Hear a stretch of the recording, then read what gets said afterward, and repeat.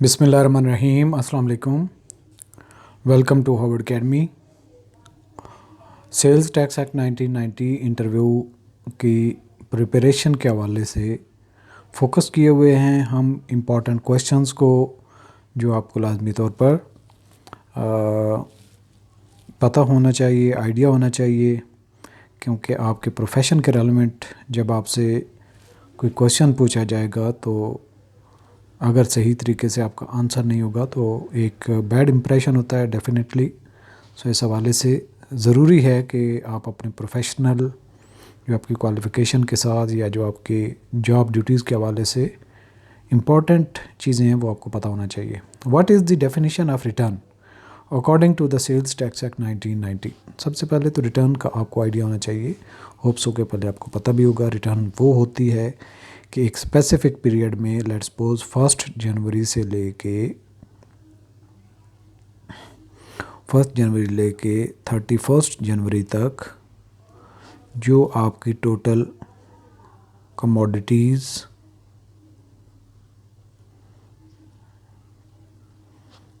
Products, goods, services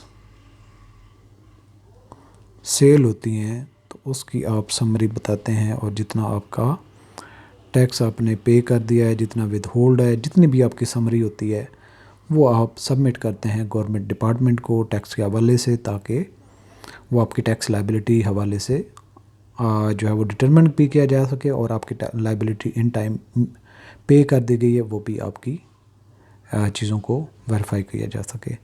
the sales tax act 1990 defines return in section 29 as any return required. अब यहाँ से any return required to be furnished under chapter 5 of the act 1990।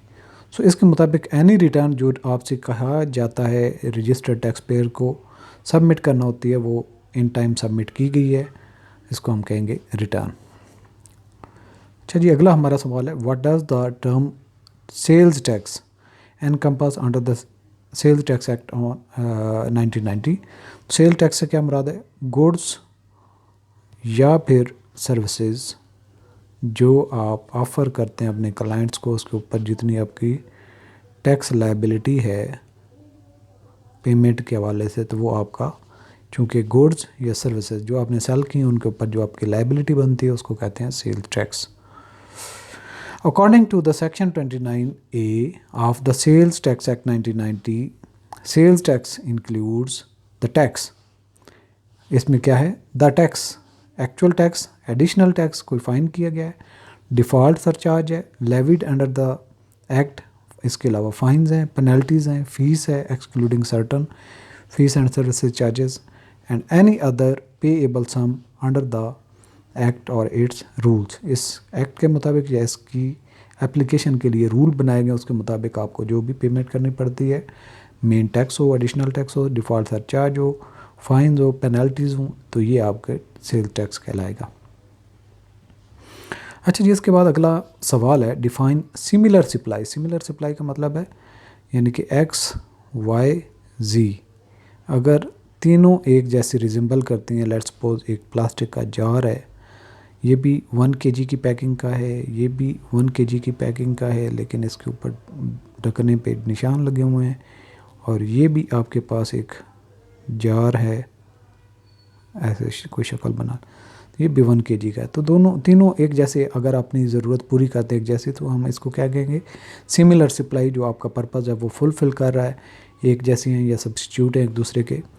In Section 31 of the Sales Tax Act 1990, similar supply in relation to the open market price of goods means any other supply of goods that closely or substantially resembles the characteristics, quantity, components and material the aforementioned goods। तो जो पहले mentioned goods हैं उनके साथ मिलता जुलता एक दूसरे का रिजेंबलेंस रखने वाला, यानी कि substantially resembles the characteristics, quantity, components, जो एक दूसरे से क्वांटिटी के लिहाज से, करेक्टरिस्टिक्स के लिहाज से, कंपोनेंट्स के लिहाज से मैच करता हो, तो उसको हम कहते हैं सिमिलर सप्लाई। अगला सवाल हमारा है, what is the meant by supply chain. तो यहाँ पे आपकी चीज़ मैन्युफैक्चर हो रही है, यहाँ पे आप इसको मिस्टर एक्स ख़रीदता है, यहाँ पे वाई ख़रीदता है, यहाँ पे जी ख़रीदता है, यहाँ पे इससे फर्दर रिटेलर ख़रीद लेते हैं। तो यहाँ से प्रोडक्शन से लेके या इंपोर्ट से लेके इसका जो सारा प्रोसेस होगा आइटम का, गुड्स का, तो इसका ही होगा ये supply chain. Section 33A of the Sales Tax Act 1990 defines supply chain as the series of transaction between buyers and sellers, यानी कि sellers और buyer के दरमियान में from the stage of the first purchase, पहली परचेज और import से लेके to the stage of final supply, जब तक फाइनल उसकी ट्रांजैक्शन हो जाती है। जैसा कि यहाँ से शुरू हुई थी यहाँ तक ट्रैवल करती है, तो इसका सारा जो रास्ता होगा ये सप्लाई चेन कहलाएगा।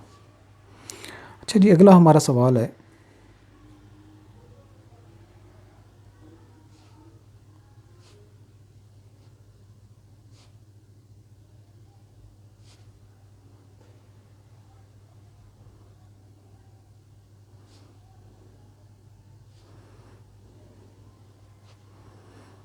चलें जी, ये हमारा क्वेश्चन है, explain the term taxable activity, यानी हर वो एक्टिविटी, हर वो काम जिसके ऊपर आपको टैक्स पे करना पड़ता है, टैक्सेबल एक्टिविटी होती है as per the sales tax act 1990।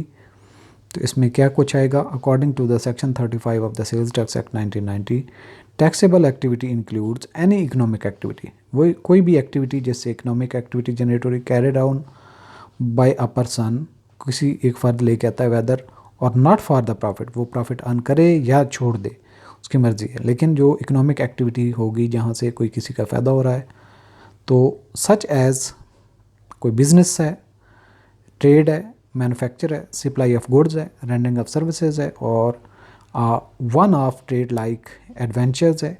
It exclude certain activities, इसमें जो शामिल नहीं है, like those of an employ, जो एक एम्प्लॉय काम करता है, प्राइवेट रिक्रेशनल परसू होता है, यानी कि कोई रिक्रेशनल एक्टिविटी है इंजॉय करने के हवाले से, सैर तफरी के हवाले से, और activities not falling under the individual purview, जो एक शोबे के तौर पे, एक बिज़नेस के तौर पे एक इंसान नहीं लेके चलता, बल्कि वक्तन फ़वक्तन कभी कभार अपने शौक़ से कोई काम कर लेता है, तो वो उसकी जो है वो इकोनॉमिक एक्टिविटी नहीं होगी, टैक्सेबल एक्टिविटी नहीं होगी।